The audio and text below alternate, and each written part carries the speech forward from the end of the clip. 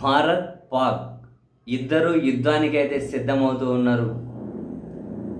1971 తర్వాత అంటే పాకిస్తాన్ యుద్ధానికి ముందు దేశంలో మాక్ డ్రిల్స్ నిర్వహించారు. ఇప్పుడు మంగళవారం దేశవ్యాప్తంగా కూడా అంటే ఈరోజు మాక్ డ్రిల్స్ నిర్వహించాలని చెప్పి కేంద్ర హోంశాఖ పిలిపించి అన్ని రాష్ట్రాలు కూడా వాళ్ళ ప్రణాళికలను అప్డేట్ చేసుకుంటూ వెళ్ళాలి అని చెప్పి ఏ ప్రాంతాల్లో ఏ నగరాల్లో మాక్ డ్రిల్స్ నిర్వహించారో కూడా కేంద్ర హోంశాఖ అన్ని రాష్ట్రాలకు కూడా చెప్పింది. ఈ విధమైన మాక్ డ్రిల్స్ 71 తర్వాత ఫస్ట్ టైం. ఇప్పటికే ప్రధాని నరేంద్ర మోదీ గారి దగ్గర నుంచి, రక్షణ శాఖ మంత్రి దగ్గర నుంచి, హోంశాఖ మంత్రి దగ్గర నుండి వరుసపెట్టి ప్రకటనలు వచ్చాయి. పాకిస్తాన్కి బుద్ధి చెప్పే తీరుతామని. వరుసగా ఢిల్లీలో కీలక పరిణామాలు జరుగుతూ పోతూ ఉన్నాయి. ప్రధాని కీలకమైనటువంటి అధికారులతో వరుసపెట్టి సమావేశాలు జరుపుతూ ఉన్నారు. కీలకమైన మినిస్టర్లు వరుసపెట్టి సమావేశం జరుపుతూ ఉన్నారు. విదేశీ రాయబార కార్యాలయాలకు భారత్ సమాచారం పంపుతూ ఉంది.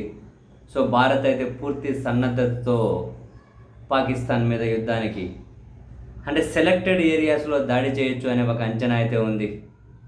ప్రపంచ దేశాలన్నీ కూడా ఈ రెండు దేశాల మధ్య డెఫినెట్లీ యుద్ధం తప్పదు అని చెప్పి వాళ్ళు ఒక అంచనాకు వచ్చారు. ఐక్యరాజ్య సమితి ప్రధాన కార్యదర్శి కూడా దయచేసి యుద్ధం జోలికి వెళ్ళండి, అది చాలా దారుణమైన పరిస్థితులను మిగిలిస్తుంది,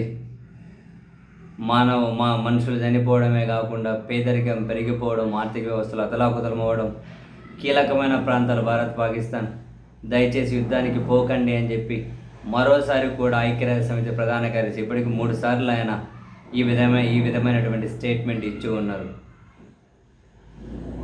ఇవన్నీ ఒకవైపు, మరొకవైపు భారతదేశం ఒకవేళ యుద్ధం అంటూ వస్తే ఏ ప్రదేశాలలో అంటే ప్రమాదం పొంచి ఉండే ప్రదేశాలను భారతదేశంలో గుర్తించి వాటిని 3 కేటగిరీలుగా విభజించారు. మొదటి కేటగిరీ అంటే అత్యంత ఎక్కువ టార్గెట్ ఏరియా అన్నట్టు. మొదటి కేటగిరీ బై డిఫాల్ట్గా త్రివిధ దళాల హెడ్ క్వార్టర్స్ ఉండే ఢిల్లీ, ప్రధానమంత్రి ఉండే ఢిల్లీ, ఇవన్నీ బై డిఫాల్ట్గా ఫస్ట్ టార్గెట్ అవుతాయి. కాబట్టి ఢిల్లీ కేటగిరీ 1లో ఉంది. పదే పాకిస్తాన్ అణుయుద్ధం చేస్తాము, బాంబులు వేస్తామని చెప్పి పిచ్చి ప్రేలాపనలు చేస్తూ ఉన్నారు. సో బై డిఫాల్ట్గా తానాపూర్ అణు కేంద్రం అది కేటగిరీ 1లోకి వస్తుంది. కేంద్రం ప్రకటించిన జాబితాలో కూడా ఈ 2 కేటగిరీ 1లో ఉన్నాయి. అండ్ కేటగిరీ 2లో రాజస్థాన్లోని చాలా ప్రాంతాలు, పంజాబ్లోని చాలా ప్రాంతాలు, అస్సాంలోని చాలా ప్రాంతాలను అయితే కేటగిరీ 2లో కేంద్ర ప్రభుత్వం ప్రకటించింది. అండ్ మన తెలుగు రాష్ట్రాల వరకు వస్తే తెలంగాణ రాష్ట్రంలో హైదరాబాద్ కేటగిరీ 2 కింద ఉంది. ఆంధ్రప్రదేశ్లో విశాఖపట్నం కేటగిరీ 2 కింద ఉంది. ఈ 2 ప్రాంతాలే. బట్ అస్సాం, రాజస్థాన్, పంజాబ్లలో అయితే చాలా ప్రాంతాలు ఉన్నాయి. అండ్ బీహార్లో కూడా మరికొన్ని ప్రాంతాలను కేటగిరీ 3 కిందకైతే తీసుకొని వచ్చారు. డెఫినెట్లీ విడతల వారి యుద్ధం జరగచ్చు అనుకుంటున్నారు. ఈ 2 దేశాల మధ్య కనుక సుదీర్ఘకాలం పాటు యుద్ధం జరిగితే పరిణామాలు తీవ్రంగా ఉంటాయి అని అంతర్జాతీయ సమాజం అయితే హెచ్చరిస్తుంది. ఐక్యరాజ్య సమితి పదే హెచ్చరిస్తూ ఉంది. కానీ పాకిస్తాన్ మీద డెఫినెట్లీ ఒక కన్స్ట్రక్టివ్ వేలో కొన్ని ప్రధానమైన టార్గెట్లను సెలెక్ట్ చేసి భారతదేశం దాడి చేయబోతుంది అనే అంచనా పాకిస్తాన్కు కూడా ఉంది. మేము ప్రతి దాడి చేస్తాం అండ్ వాళ్ళు పదే అణుబాంబులు వేస్తామని చెప్పైతే వాళ్ళు అంటూ ఉన్నారు. అవన్నీ పిచ్చి ప్రేలాపనలు. అణుబాంబులు వేసే పరిస్థితి వస్తే ఇక మనం మాట్లాడుకోవడానికి ఏమీ ఉండదు.